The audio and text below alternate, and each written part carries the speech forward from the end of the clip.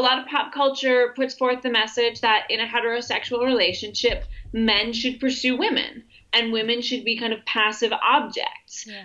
It sets up a lot of expectations about monogamy, for instance. It sets up a lot of expectations about when it's appropriate to be sexual, about the idea that sexuality is something that should only happen in the context of a committed relationship.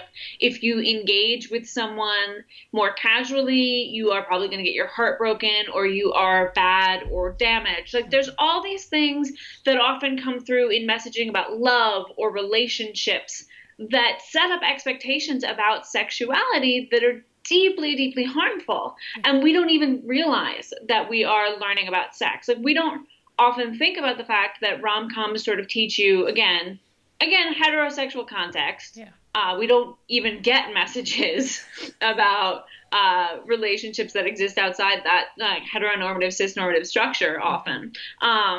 But, it teaches you men pursue women. And now you can say like, oh, but, that's just about like who calls who on a date. And it's like, yes, but it also then impacts how we communicate in the bedroom. Because if you as a woman are taught that you are the passive individual, what are the chances that you're really going to feel comfortable talking about the fact that you want to be touched in a certain way or asking for something? I mean, what's really damaging, and I'm more forgiving of this in porn. I'm like, I think all porn being like this is bad, but when it happens in porn, I'm like, well, at least porn is explicitly about a sexual fantasy and like what you wish sex was like.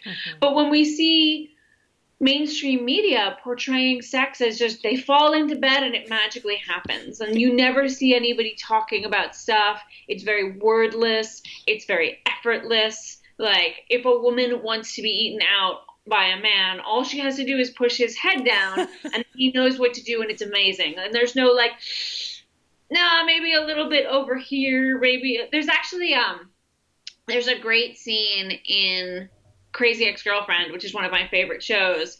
And this is not in a sex scene, but there's a part where she's just imagining her two ex-boyfriends like talking about her, and they're doing a song and dance number, and they have a bit where they're like effectively talking about what it's like to have sex with her, and she's like, it's a little to the left, a little to the right. No, I'll just do it myself.